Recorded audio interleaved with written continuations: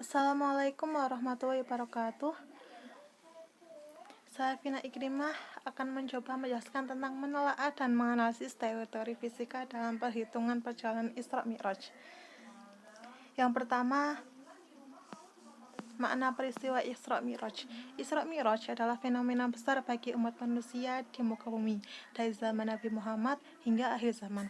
Peristiwa unik dan langka serta penuh dengan misteri yang mengundang berbagai kehebohan dan baik di kala pertama di kala Nabi Muhammad menjelaskan di hadapan kaumnya hingga era digitalisasi kini. Peristiwa Isra Mi'raj terjadi pada tahun 11 kenabian ketika Nabi berusia 51 tahun. Sebagai seorang nabi dan rasul, tentu dituntut untuk menampilkan hal-hal yang atas izin Allah Subhanahu wa taala. Isra Mi'raj sendiri merupakan dua gabungan istilah yang menandakan adanya suatu perjalanan pada diri Nabi Muhammad. Isra secara bahasa bermakna berjalan di malam atau membawa berjalan di waktu malam hari. Sedangkan menurut istilah adalah perjalanan Nabi Muhammad SAW dari Masjidil Haram menuju Masjidil Aqsa di waktu malam hari. Mi'raj secara bahasa bermakna tangga dan secara istilah bermakna perjalanan Nabi Muhammad dari alam bawah bumi ke alam atas langit sampai 7 petala langit dan terakhir sampai Sidratul Muntaha, yakni dari Masjidil Aqsa di Palestina naik ke alam atas melalui beberapa planet yang bertingkat-tingkat, lalu naik ke Baitul Ma'mur, ke Sidratul Muntaha, dan terakhir ke Arsy dan Kursi, di mana beliau menerima wahyu dari Allah yang mengandung perintah sholat 5 waktu, suatu tempat yang tidak bisa dijangkau dengan pengetahuan manusia. Lalu yang kedua yaitu kronologis Isra Mi'raj. Secara singkat bisa diceritakan sebagai berikut, yaitu suatu malam Rasulullah SAW didatangi malaikat Jibril dan Israfil. Lantas Rasulullah dibawa ke sumur Zam-Zam. Malaikat Jibril melakukan pembedahan di sekitar organ dada Nabi Muhammad SAW dan mensucikan hatinya menggunakan air Zam-Zam.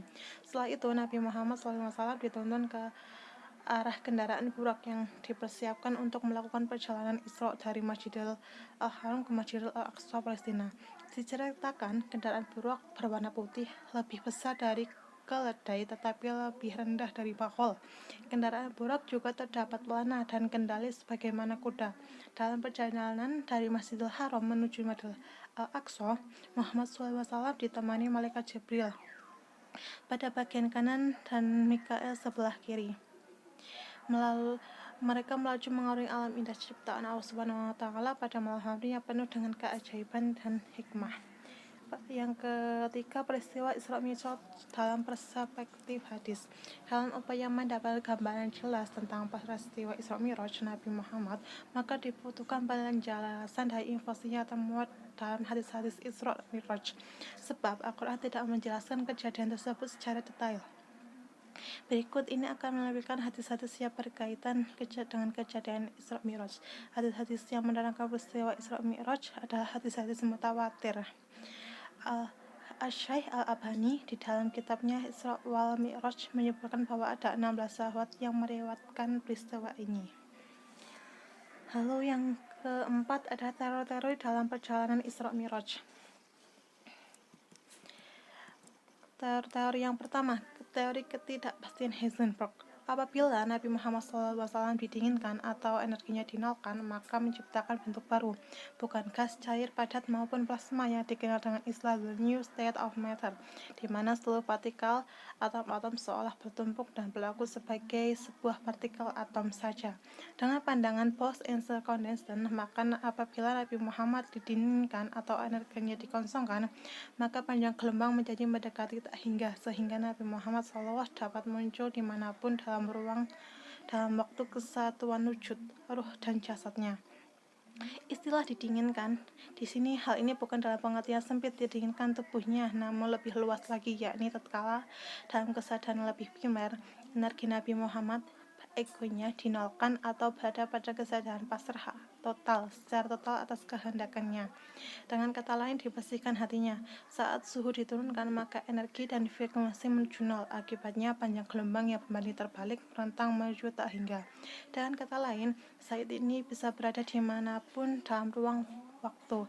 Akibatnya yang paling esensial adalah tak ada jarak dengan apapun eksistensi yang ada di seluruh penjuru alam, baik dalam konteks ruang maupun waktu. Saat frekuensi diturunkan, maka energi juga turun. Energi dalam ruang kesadaran akan membentuk ego. Semakin kompleks sebuah struktur, maka energi katanya semakin tinggi. Artinya egonya semakin besar pula. Penurunan energi sama dengan penurunan ego. Sang ego yaitu ego yang senantiasa pasrah pada apapun kehendak Sang Pencipta. Dia menjadi Abdullah yang sesungguhnya, hanya menjadi hamba Allah yang sebenar-benarnya. Pada saat hal itu terjadi, maka faktor jarak bukan lagi hambatan. Tak peduli berapa besar alam semesta, materi yang dihambatannya mencapai 13,7 miliar tahun cahaya. Tak peduli seberapa luas langit-langit di atasnya yang besarnya triliun kali lebih besar dibandingkan alam materi ini. Semua tak lagi jarak, karena dia ada di mana-mana dalam sebuah ruang dan seluruh momen waktu. Yang kedua yaitu non-lokalitas. Lokalitas ialah suatu realitas yang di dalamnya kemampuan mirip hantu dari benda-benda yang ikut pada tarik membantu mengetahui diri masing-masing, meskipun setiap benda ini terpisah oleh jarak yang jauh.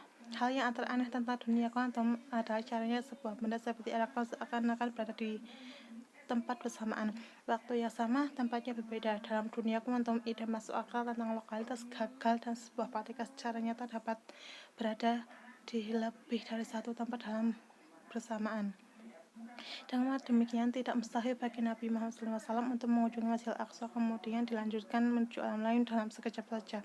Padahal jarak antara bumi dengan planet tersebut adalah jutaan tahun cahaya. Perpindahan dapat terjadi tanpa melalui ruang di antaranya, karena ruang itu sendiri bersifat ilusif. Selain itu, teori non-lokalitas juga menjelaskan tentang kemungkinan suatu benda berat waktu yang sama berada pada kondisi atau ruang yang berbeda, sehingga dengan pendekatan teori ini ada kemungkinan bahwa Nabi Muhammad selalu pada waktu yang sama berada pada ruang berbeda, yaitu di Masjidil Aqsa, Palestina ketika beliau diisrakan, kemudian ketika beliau dimirajkan ke langit pertama bertemu dengan Nabi Adam, langit kedua hingga bertemu dengan Nabi Isa dan Nabi Yahya, langit ketiga beliau bertemu Nabi Yusuf, langit keempat beliau bertemu Nabi Idris, langit kelima bertemu Nabi Harun, langit keenam beliau berjumpa Nabi Musa, langit ketujuh beliau bertemu Nabi Ibrahim dan seterusnya ketika beliau Nabi Allah. Lalu yang terakhir ada the new state of matter. Teori sejarah Kelvin yang berhubungan dengan atom suatu benda. Apabila suatu benda didinginkan mendekati 0 derajat Kelvin, maka sama dengan melemahkan atau mengosongkan energinya. Pertanyaan inilah yang akan menjadi dasar dari upaya untuk menafsirkan dan mencari penjelasan mengenai proses kejadian Isra Miraj.